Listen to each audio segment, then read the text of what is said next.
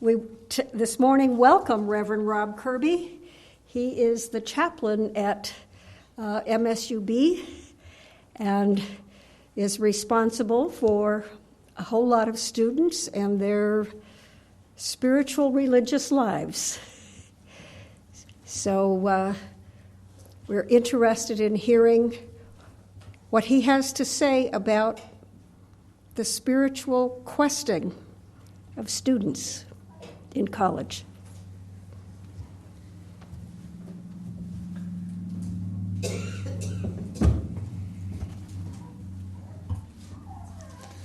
I thought you might appreciate that reading. Those words are not my own. They're from Robert McCammon, but they certainly resonate with many of my students, and that sense of wonder and mystery and magic that is being re-embraced by persons with postmodern dispositions.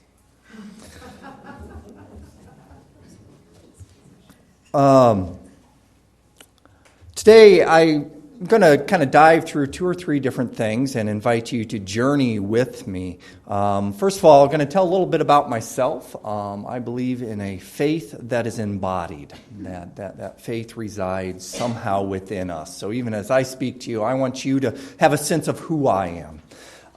The second thing we're going to do is talk a little bit about spirituality of young adults and on campus, things I have experienced and encountered. And then the third piece is we're going to look at what this might mean for this congregation. And bear with me, journey with me. I don't claim to have magic words, prophetic words, but I believe you have magic ears and prophetic ears. So my prayer this morning is that you can hear what you need to hear, okay? That somehow magic can happen, and whatever it is in your heart, in your soul, in your being, in your essence that you need to hear, that you might hear it, and that we might act upon it. Let us pause for a moment just to still our hearts and our lives before the mystery.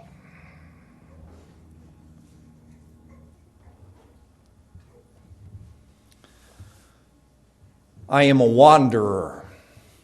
I prefer the words that are sometimes translated out of the Hebrew Bible as a sojourner. Quite literally. I have lived in 23 different addresses. I have lived in 7 states, 4 countries, and 3 continents. I find I am always seeking others, realizing that somehow within myself is not enough. But as I form relationship and break relationship and reform relationship, I need others. I need your help. That story is not unique to me. In fact, many young adults are going through that right now. Studies are showing that we have one of the most mobile group of young adults that the world has ever known. That sense of grounding and rootedness isn't there. And for some, this can be frightening. What does it mean to have an entire generation that isn't rooted? I appreciate that song we started with about sailing this blue marble that we call the earth. I have been blessed in my life to have grown up in Switzerland. My parents were serving overseas there with a big multinational corporation. That's what framed my early understanding of the world. I grew up in a family where unions were seen as anti-corporation, and, well, that was a bad thing in my family. I grew up in Geneva, where international students from around the world is actually the largest or the most international school in the entire world at the time. It was all the children of United Nations workers and World Health Organization workers. And suddenly, in the midst of my 5th grade classroom, a Pan Am flight had gone down up in Scotland, and we were fighting about it in my little 5th grade classroom. I grew up in a Boy Scout troop where the campfire, even though it was Boy Scouts of America, it was surrounded by persons of all faiths and all backgrounds and all racial makeups, and still trying to figure out who each of us were. It was beautiful and wonderful. Later on, I moved back to the United States and decided that I would become an engineer because I'm good at math and science. I may have been good at math and science, but my heart loves people. I began to study philosophy and religion and communications. I began to wonder things like, what is truth? What is beauty? Who are we, and what is this world we're in the midst of? And continued to pursue that at Boston University, where my master's degree was a Master's of Divinity, specializing in pastoral care and counseling. I then went on to become ordained in the United Methodist tradition. I kind of bounced around a number of mainline traditions and kind of liked Methodism. My understanding of Unitarian Universalist is you're non-creedal. There's no entrance requirement as people come in and no exit requirement.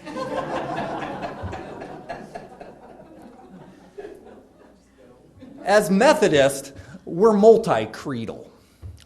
We have lots of creeds, and you don't have to adhere to any one of them, but if you go to a typical United Methodist worship, you'll hear different creeds being read, traditional Christian creeds, and occasionally in the more liberal United Methodist churches, creeds from other traditions. I was married. I adopted 3 young children, was blessed to get a sabbatical year off after working for 7 years at the University of Illinois doing chaplaincy work, and took my family to Thailand. It was the birth country of my children. And there spent a year in the midst of a children's orphanage for kids with disabilities, but also visiting regularly with the Buddhist monks there. Theravada Buddhism that's practiced in that part of Southeast Asia. Very different than what many of you may be used to. Zen and Tibetan Buddhism seems to have more of a presence here in the United States. It broadened my understanding of what it meant to be a person of faith. After 10 years at the University of Illinois, I was then brought here to MSUB. I'm technically not the chaplain. We do have a separation of church and state that I very much am glad about. So I'm hired independently by a 501c3. Ecumenical, we have 7 mainline traditions that tend to support us. But my understanding of my job position, even written up in it, is that I am supposed to be there for the spiritual lives of all the students. And in the midst of trying to figure out what it means to bring an interfaith flavor into the midst of a campus that is predominantly Christian. I am blessed. We have a new Vice Chancellor of Student Affairs who's very much on board with this. And we're going to try and figure out what that means and what that looks like. It's an exciting time.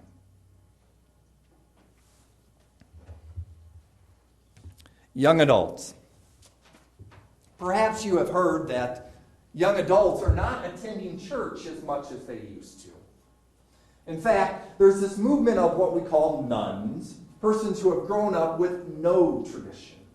My guess is that I went around this room, most of you could name a tradition that you grew up in, perhaps multiple traditions that you grew up in.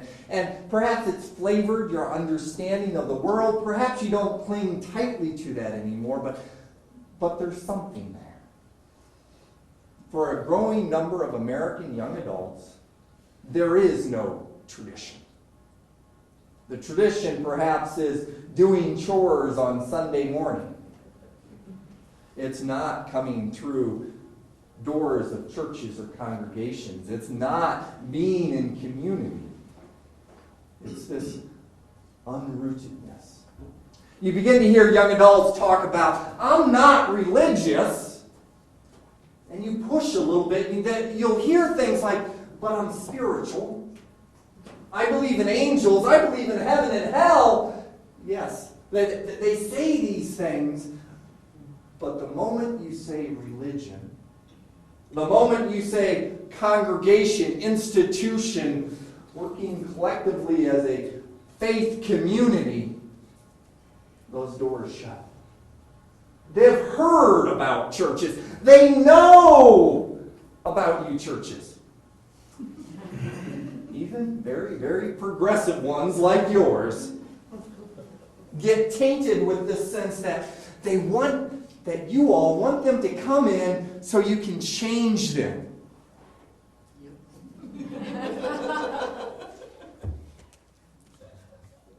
My challenge for you today is, how can you help people understand that you want young adults to come in here to change you? See, you have this in the midst of your essence of what it means to be Unitarians. You have this sense that it's bigger than yourselves. Faith isn't something to be clung to tightly, but held loosely. To be walked into and walked out of. To be sojourners in the midst of life. This millennial generation, and I'm going to talk a little bit about some generational studies. I love and hate generational studies. I love them because it can give you a frame of understanding for certain demographics. I hate them because they're about groups and not individuals. And the moment you start engaging with individuals, you realize none of them fit that stereotype of that generation.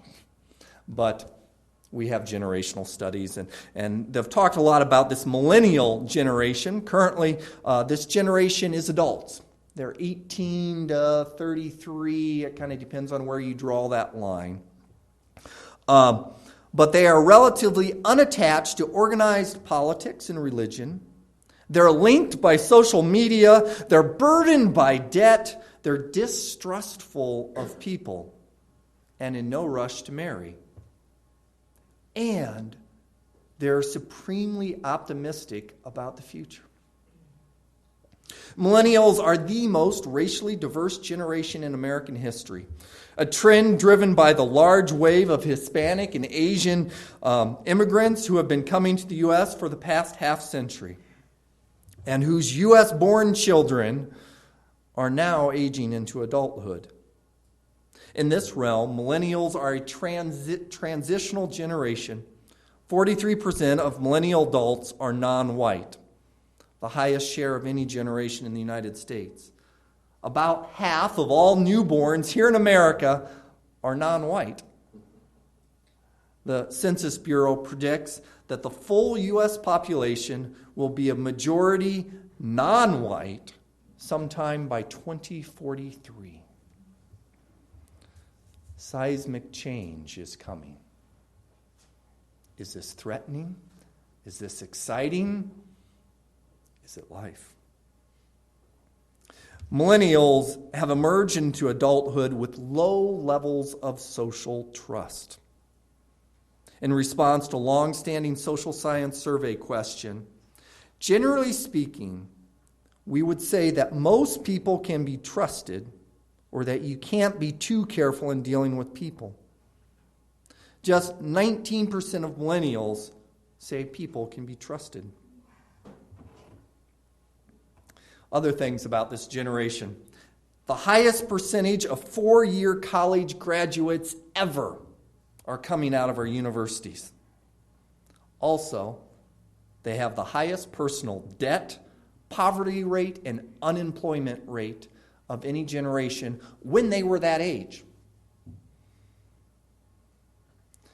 Millennials' liberalism is apparent in their views on a range of social issues, such as same-sex marriage, interracial marriage, and marijuana legalization. In all these realms, they are more liberal than their elders. However, on some other social issues, including, and I always find these surprising, including abortion and gun control, the views of millennials are not much different than any other adults. The generation's religious views and behaviors are quite different from older age groups. Not only are they less likely than older generations to be affiliated with any religion, they are also less likely to say they believe in God. A solid majority do, though. 86% of millennials say they do. God exists. If past is prologue, these young adults may develop a stronger belief in a higher power over the course of their lives, but others suggest otherwise. Millennials are somewhat less likely than older adults to describe themselves as environmentalists. I always find that one surprising as we look at global warming, that the youngest generation, or the millennial generation at this point, do not self-identify as environmentalists. Now let's move to congregations, and we'll get to this one here in a moment. There's been a lot of research on this. Most of it comes from a Christian perspective, but some of it's very broad, and some of the statistics I'm going to be quoting are from a Pew research that was done that took a pretty broad spectrum of congregations, and they identified 20 congregations that had exceptional connections with young adults, and again, across the theological spectrum. And they identified 7 different traits that all of these congregations shared, regardless of their theological position. And the first thing they found was that congregations with a higher percentage of young adults were more likely to engage those young adults in leadership. Almost from the get-go, it wasn't, here's what we can do for you. Here's the programming we can do for you. Instead, it was standing alongside and saying, how can we do this together? What are concerns in your life? What are you passionate about? Listening to that, and then equipping and empowering to make change. The second thing that was common was a quality worship gathering. Okay? Some sort of intentionality put around that gathered time. Okay? And surprisingly, they don't want all the bells and whistles. It's not about having a big projection screen with all the words. You may need to have openness on that, but that wasn't the key. The key was quality, intentionality about a gathered community. Third was innovation. If you are a congregation that has always been this way, even if you've always been very progressive and very liberal on some issues, that may be a turnoff. Because young adults can sometimes sniff out this stubbornness towards change. Next, radical hospitality. There's one congregation whose motto was, everyone, everyone, everyone is welcome here. And proclaiming that. Fifth, reaching out to young adults. It's not about getting young adults on the property, in the church building, on the church rolls. Churches that tended to connect with young adults understood that it was about reaching out. It was about being missionaries in terms of, it's not about bringing people into us and becoming like us. It's about going and engaging populations where they are, particularly persons who may be lost. And that loss can take on all kinds of different flavors. Sixth, they invest in young people. Okay? And young people aren't cheap. I work with college students, and they're all starving. One of the things I do sometimes is take students out to lunch. Usually soup and a salad, something simple, something hopefully all you can eat. But if you're looking for an immediate payback as you engage with young adults, you're going down the wrong trail.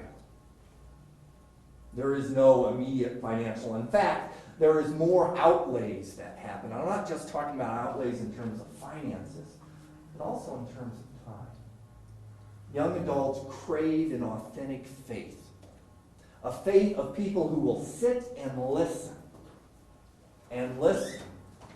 And listen. And finally, congregations that have a higher percentage of young adults are in the right location. Okay? Young adults are not going to travel across town necessarily to get the right fit. And this is hard for congregations, particularly congregations who are interested in bringing young adults into them. If you can broaden your understanding of what it means to be in a relationship with young adults, suddenly location isn't about the location where you're planted or rooted. It's the location where you're going and serving and engaging. In my ministry, as I look at some of this, I work with a number of different demographics. One is kind of a traditional campus ministry demographic. It tends to be people who are coming out of faith communities or somehow identify with the faith community. About 1/3 of my students fall into that category. And they connect because they feel like that's where they should be.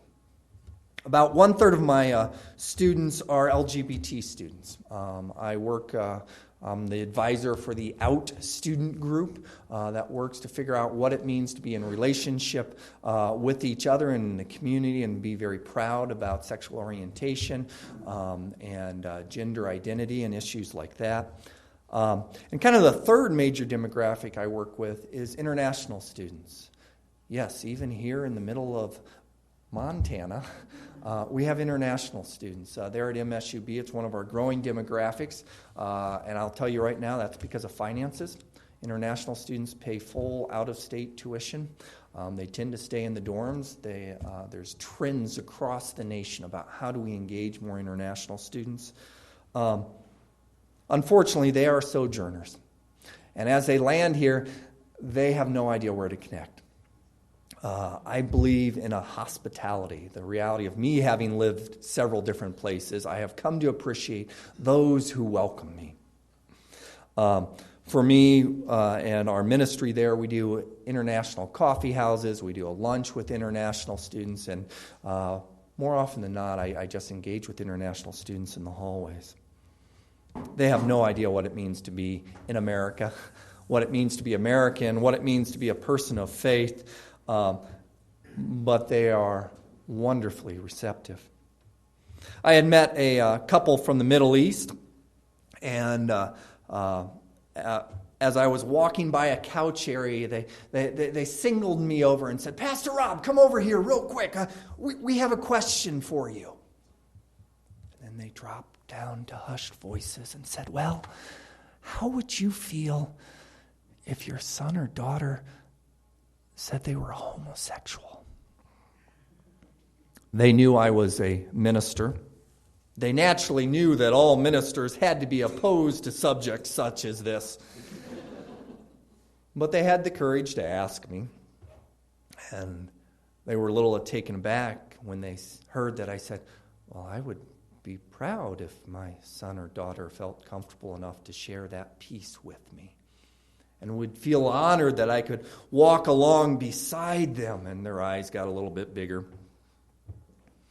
And I began to kind of profess my understanding of what it means to be community and how these issues interrelate. And both of them come from Muslim countries, two different predominantly Muslim countries, both of which your life would be in danger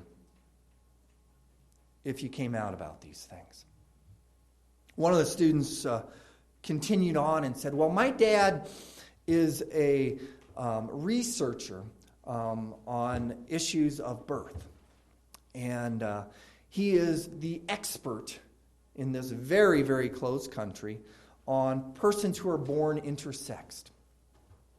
And he was telling me that when his dad goes to conferences, he always has two minders, tenders who are right behind him, making sure that he doesn't reveal to the general public that there may not just be two poles of sexual identity or gender. And everywhere he goes, he is censored. And the student says, my dad is aware of all of this stuff, but he's in this community where he doesn't dare breathe the reality of our world. The other one talked about a dad who worked in the government, who at times was responsible for outing people. And there we sat in the middle of Montana talking about love. Those little drops of understanding that I am able to be a part of trickle out to the world. My last ministry, we had a food pantry. And at that food pantry, we literally would bring in about 400 volunteers every month to help at it. Most of them were students. And I remember at one food pantry, we were setting up. And it was a church-type building we were running the food pantry out of. So every month as we were preparing for it, we had to rearrange and we had to vacuum the furniture. And I remember we tilted up the conference room table, and I handed a vacuum cleaner to one of my international students. I said, can you vacuum this room for me? And the international student in broken English said, sure, I'd be happy to. And then as I was leaving the room, the student said, but how do I use a vacuum? So I showed how to plug it in and turn it on and vacuum. And as it turned out, that student had lived in apartments with maids their entire life and had never had to turn on a vacuum cleaner. We ran the food pantry. We served 890 people that day. And afterwards, we were cleaning up. We had a different group of volunteers helping with cleanup. I was in that same room with the same vacuum cleaner, and I handed it to another international student. Vacuuming is great for international students. I handed it to him and said, would you please vacuum this room? And the student said, sure, I'd be happy to. But I don't know how. That student was from Africa and had lived literally in a hut with a dirt floor for their entire life, and had swept and meticulously cleaned that hut, but had never used a vacuum cleaner. That's what campus ministry is. It's finding ways to be in relationship with the breadth of humanity. And now you all. It's good to see some younger people here. That puts you ahead of some congregations in this community. I want to actually close, and you're going to get scared here. I want to close with an altar call. Yeah, you know, a come to Jesus, come to the altar. But not quite that kind. An altar spelled with an ER instead of an AR. I want to challenge you to think about what you need to alter in your own lives to embrace some young adults. Where are you engaging young adults? Or if you are a young adult, where can you help engage other young adults? What part of your life do you need to figure out how to open up? For some young adults, they're intimidated by gray hair and bald heads. Some older persons are intimidated by young, youthful people listening to music. As I was preparing, Jack said, what kind of music would you like? And my response, well, if I asked 20 of my students what kind of music to play, I'd get 20 completely different answers. I think we did well with pentatonics. My last ministry loved the a cappella. But They are wonderfully fragmented. They are joyously lost. And they're craving for relationship. What can we be doing to broaden the understanding of what it means to be sojourning, not alone, but together? You may know a Unitarian Universalist minister, Kyung McNaughton. I don't know if I pronounced that right. I stumbled across a quote of his. He says, "I am but a drop of water. Alone I would disappear, dried up by the scorching sun or sucked up by the dry, thirsty earth. But together, we drops, we can wear out stones, carve out the Grand Canyon, make streams and rivers, and find our way to the sea. Never, never lose holy curiosity.